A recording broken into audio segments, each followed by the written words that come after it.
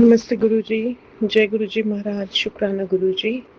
जय गुरु जी संगत जी। आज हम सब मिलकर के गुरु जी की कृपा से एक कोशिश श्री शिव महापुराण स्व अध्याय में कोटि रुद्र संहिता के 23वें अध्याय का पाठ करेंगे। ओम गंग गणपतये नमः। ओम नमः शिवाय। शिव जी सदा सहाय। ओम नमः शिवाय। गुरु जी सदा सहाय। जय गुरु जी। अथ त्रयोविंशो अध्यायः। ऋषय ऊचुः एवं वाराणसी पुण्या यदि सूत महापुरी तत्प्रभावं वदास्माकं विमुक्तस्य च प्रभो। सूत उवाच वक्ष्ये षडक्षेपतः सम्यग् वाराणस्याः सुशोभनं विश्वेश्वरस्य माहात्म्यं श्रूयतां च मुनीश्वरः। कदाचित् पार्वती देवी शङ्करं परया मुदा लोककामनया अपृच्छन् माहात्म्यं विमुक्तयोः। पार्वती उवाच अस्य क्षेत्रस्य माहात्म्यं वक्तुमर्हस्य शेषतः। ममोपरि कृपां कृत्वा लोकानां हितकाम्यया। सूत उवाच देव्यास्तद्वचनं श्रुत्वा देवदेवो जगत्प्रभुः प्रत्युवाच भवानीं तां जीवानां प्रियहेतवे। परमेश्वर उवाच साधु पृष्टं त्वया भद्रे लोकानां सुखदं शुभं कथयामि यथार्थं वै माहात्म्यं विमुक्तयोः। इदं गुह्यतमं क्षेत्रं सदा वाराणसी मम सर्वेषामेव जन्तूनां हेतुर्मोक्षस्य सर्वथा। अस्मिन् सिद्धाः सदा क्षेत्रे मदीयं वृतमाश्रितः नानालिङ्गधरा नित्यं मम लोकाभिडाक्षिणः अभ्यस्यन्ति महायोगं जितात्मानो जितेन्द्रियाः परं पाशुपतं श्रोतं भुक्तिमुक्तिफलप्रदं रोचते मे सदा वासो वाराणस्यां महेश्वरी हेतुना येन सर्वाणि विहाय शृणु तद्ध्रुवम् यो मे भक्तश्च विज्ञानी तावुभौ मुक्तिभागिनौ तीर्थापेक्षा च न तयोर्विहिता विहिते समौ।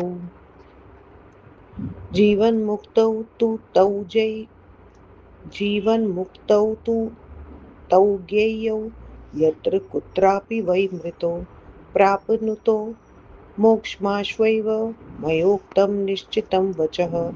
अत्र तीर्थे विशेषो अस्त्य विमुक्ताख्ये परोत्तमे श्रूयतां तत्त्वया देवी परशक्ते सुचित्तया। सर्वे वर्णा आश्रमाश्च बालयौवनवार्धकाः अस्यां पुर्यामृताश्चैतस्योर्मुक्ता एव न संशयः। अशुचिश्रश्च शुचिर्वापि कन्या परिणता तथा विधवा वाथवा वन्ध्या रजोदोषयुतापि वा प्रसूता असंस्कृता वापि यादृशी तादृशी द्विजा। अत्र क्षेत्रे मृता चेत् स्यान् मोक्षभाजनात्र संशयः। स्वेदश्चाण्डजो वापि रुधिभज्जोऽथ जरायुजः मृतो मोक्षं वाप्नोति यथात्र न तथा क्वचित्। ज्ञानापेक्षा न चात्रैव भक्त्यपेक्षा न वै पुनः कर्मापेक्षा न देव्यत्र दानापेक्षा न चैव हि संस्कृत्यपेक्षा नैवात्र ध्यानापेक्षा न कहिर्चित् नामापेक्षार्चनापेक्षा सुजातीनां तथात्र न। मम क्षेत्रे मोक्षदेही यो भावसति मानवः यथा तथा मृतः स्याज् चेन्मोक्षमाप्नोति निश्चितम्। एतन्मम पुरं दिव्यं गुह्यात् गुह्यतरं प्रिये ब्रह्मादयो अपि जानन्ति माहात्म्यं नास्य पार्वती। महत्क्षेत्रमिदं तस्मात् विमुक्तमिति स्मृतं सर्वेभ्यो नैमिषादिभ्यः परं मोक्षप्रदं ऋते।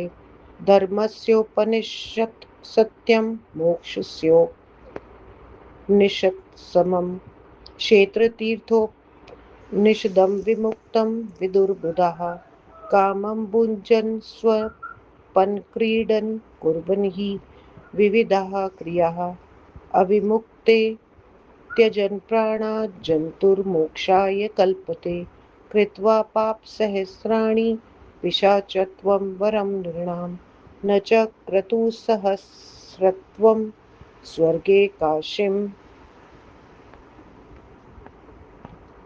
पुरीं विना तस्मात् सर्वप्रयत्नेन सेव्यते काशिका पुरी अव्यक्तलिङ्गं मुनिभिर्ध्यायते च सदाशिवः यद्दत् फलं समुद्दिश्य तपन्त यत्र नराः प्रिये तेभ्यश्चाहं प्रयच्छामि सम्यक् तत्फलं ध्रुवं सायुज्यमात्मनः पश्चादीप्सितं स्थानमेव च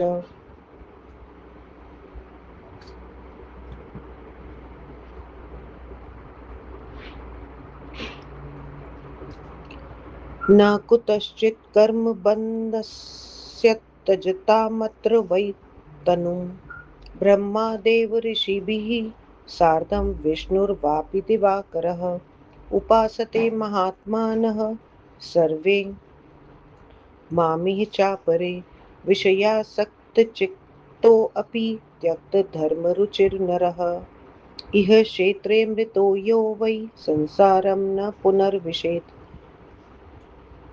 किं पुनर्निर्मिमाधीरः सत्त्वस्थादम्भवर्जिताः कृतिश्च निरारम्भाः सर्वे ते मयि भाविताः जन्मान्तरसहस्रेषु जन्मयोगी समाप्नुयात् तदिहैव परं मोक्षं मरणादधिगच्छति अत्र लिङ्गान्यनेकानि भक्तैः संस्थापितानि हि सर्वकामप्रदानीह मोक्षदानी च पार्वती पञ्चक्रोशं चतुर्दिक्षु क्षेत्रमेतत् प्रकीर्तितं समन्तास्तथा जन्तोर्मृत्तिकाले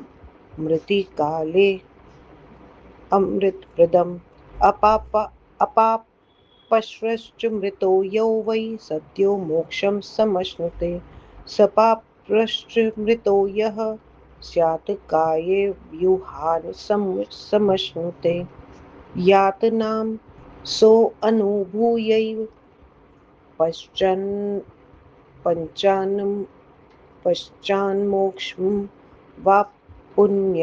वाप्नुयात् पातकं यो विमुक्ताख्ये क्षेत्रे अस्मिन् कुरुते ध्रुवं भैरवीं यातना प्राप्य वर्षाणां युतं पुनः ततो मोक्षं वाप्नोति भुक्त्वा पापं च सुन्दरी इति ते च समाख्याता पापाचारे च या गतिः एवं ज्ञात्वा नरः सम्यक् सेवयेद् विमुक्तिकं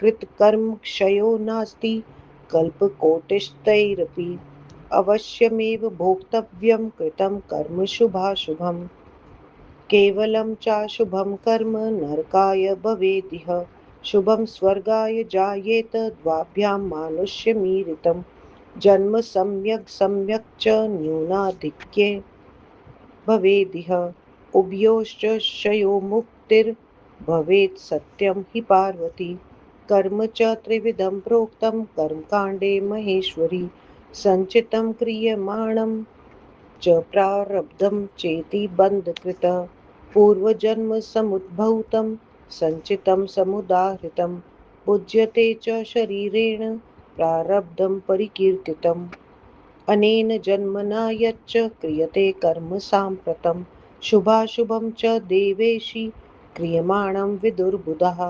प्रारब्धकर्मणो भोगात् क्षयश्चैव न चान्यथा उपायेन द्वयोर्नाशः कर्मणोः पूजनादिना सर्वेषां कर्मणां नाशो नास्ति काशीं पुरीं विना सर्वं च सुलभं तीर्थं दुर्लभा काशिका पुरी पूर्वजन्म कृतं चेद्वै काशीदर्शनमादरात्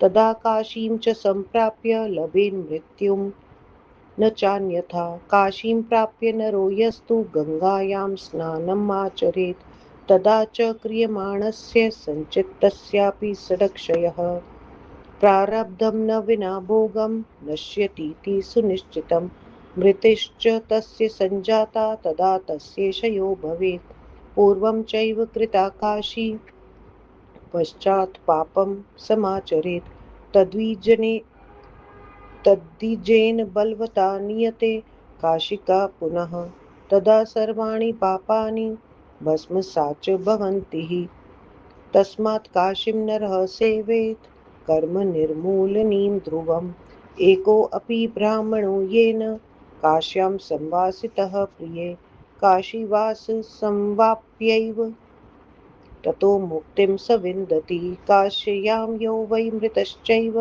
तस्य जन्म पुनर्न हि समुद्दिश्य प्रयागे च मृतस्य कामनाफले संयोगश्च तयोश्चेत्स्यात् काशीजन्यं फलं वृथा यदि न स्यात्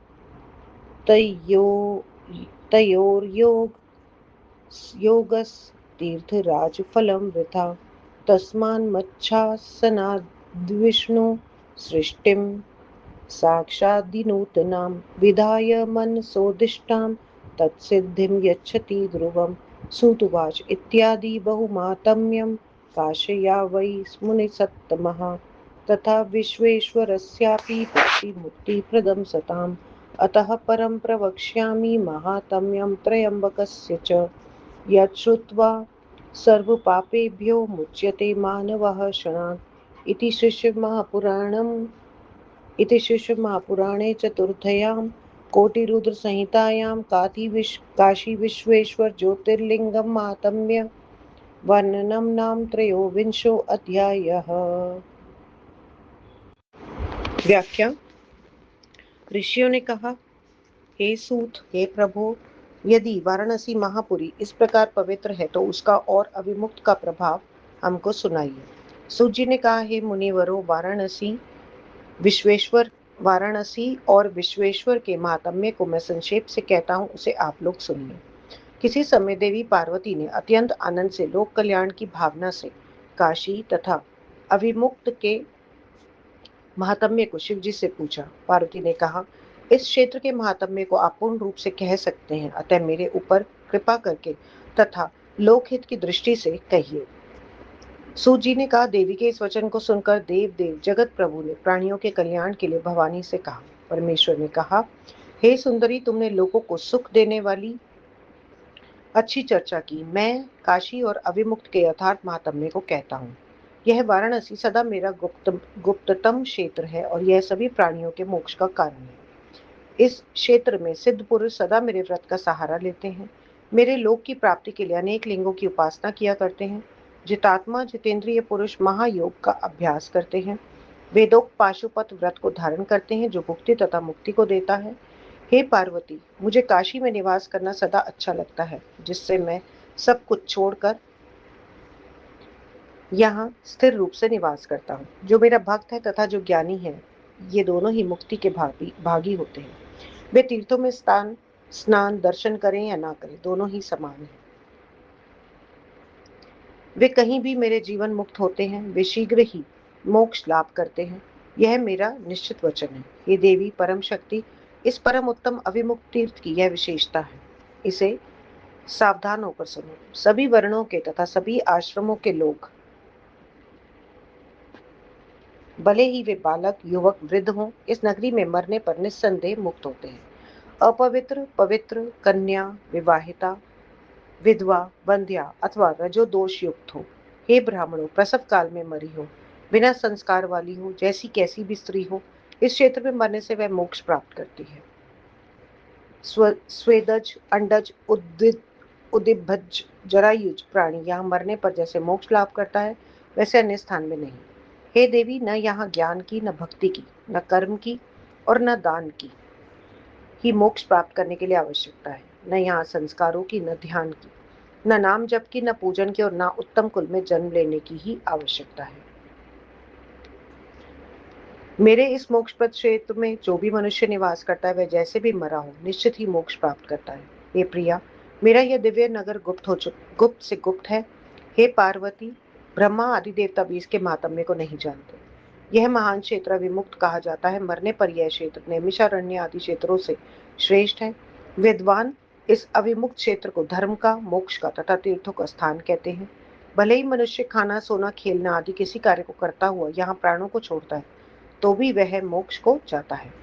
हजारों पाप करके पिशाच होना अच्छा है, परंतु स्वर्ग के लिए काशी नगरी के बिना हजारों यज्ञ करना अच्छा नहीं है। इसलिए मुनिजन सभी प्रयत्न करके काशी का सेवन करके अव्यक्त लिंग रूपी सदाशिव का ध्यान करते हैं। हे प्रिया, जिस फल प्राप्ति का लक्ष्य बनाकर मनुष्य मात्र इस नगरी में तप करते हैं, उन्हें मैं उसका उचित फल अवश्य देता हूँ।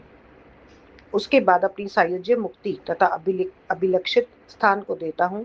यहाँ शरीर छोड़ने वालों को कहीं भी कर्म बंधन नहीं होता है। ब्रह्मा, विष्णु, सूर्य, देव, ऋषि, महात्मा तथा दूसरे लोग भी यहाँ मेरी उपासना करते हैं। विषयों में आसक्त मन वाला, जिसकी धर्म में रुचि नहीं है, वह भी इस क्षेत्र में मरता है तो वह पुनर्जन्म को नहीं पाता। फिर अभिमान रहित, धीर, सत्व गुण वाले, कपट रहित, पुण्यात्मा, पाप कर्म न करने वाले पुरुषों की क्या बात है। उनका तप तो मेरे में हो जाता है। हजारों जन्मों के बाद योगी पुरुष यहाँ जन्म पाता है और वह यहाँ मरने पर मोक्ष लाभ करता है। हे पार्वती, यहाँ भक्तों द्वारा स्थापित अनेक शिवलिंग हैं। वे सभी इच्छा पूर्ण करने वाले तथा मोक्ष देने वाले हैं। यह क्षेत्र चारों दिशाओं में 5 कोष तक फैला हुआ है। इसके भीतर मरे हुए प्राणी को अमृत प्राप्ति होती है। जो पुण्यात्मा यहाँ मरता है उसे तत्काल मोक्ष मिलता है तथा जो पापी मरता है वह अनेक जन्मों में पापों के फलों को भोग कर बाद में मोक्ष पाता है। जो इस अविमुक्त क्षेत्र में पाप करता है, हे सुंदरी, वे भैरवी यातना से पापों को भोग कर 10,000 वर्ष में मोक्ष पाता है। इस प्रकार पाप करने से जो गति होती है वह मैंने तुमसे कह दी है।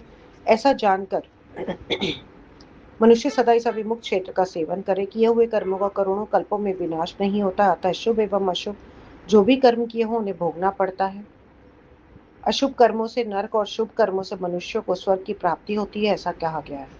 हे पार्वती, जन्म भला बुरा कम ज्यादा जो भी हो, उन दोनों का क्षय हो जाने पर मुक्ति होती ही है।